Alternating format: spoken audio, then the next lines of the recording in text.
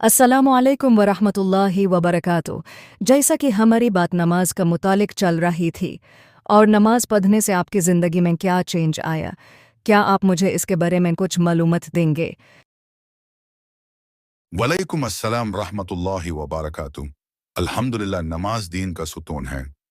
जब मैंने अपनी ज़िंदगी में नमाज को कायम किया तो मैंने यह देखा कि मेरी ज़िंदगी में बहुत सी चेंजिंग आ रही हैं और आते चले जा रहे हैं। जब हम नमाज महज अल्लाह की रज़ा के लिए पढ़ते हैं तो नमाज हमारी ज़िंदगी में तब्दीली का सबब बनती है। इस्लाम में अल्लाह ने मुसलमान को नमाज का एक ऐसा तोहफा दिया है जिसका जितना भी शुक्र अदा करें कम है। इस्लाम में कितनी नमाजें होती हैं और इनके औक़त क्या होते हैं? इस्लाम में रोज़ाना 5 फ़र्ज नमाजें होती हैं। इनके औक़त ये हैं: 1. फजर सुबह सादिक से सूरज निकलने तक। 2. ज़ुहर सूरज ढलने के बाद से असर के वक्त तक। 3. असर ज़ुहर का वक्त ख़त्म होने के बाद से सूरज गुरूब होने तक। 4. मगरिब सूरज गुरूब होने के बाद से शफ़ाक सूरज की लाली गायब होने तक।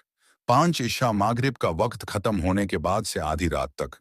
ये 5 नमाजें हर मुसलमान पर फ़र्ज हैं और इनको वक्त पर अदा करना बहुत ज़रूरी है। सुभान अल्लाह, ये टॉपिक बहुत इंटरेस्टिंग होता जा रहा है।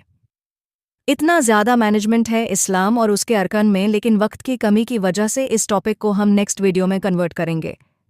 तो आज के लिए इतना ही काफ़ी है। इंशाअल्लाह हम आपसे बहुत कुछ सीखते रहेंगे। आपके एक्सपीरियंस और आपकी बातों से हमें बहुत कुछ सीखने को मिलेगा। जज़ाकल्लाह। वइयाकुम व जज़ाकुमुल्लाहु खैरन। Thanks for watching. हमारे साथ इसी तरह जुड़े रहें। इस वीडियो को लाइक करें, शेयर करें और कमेंट करें ताकि हम इसमें और बेहतरी ला सकें। आपके एक शेयर से आप भी इस नेक काम में शामिल हो सकते हैं।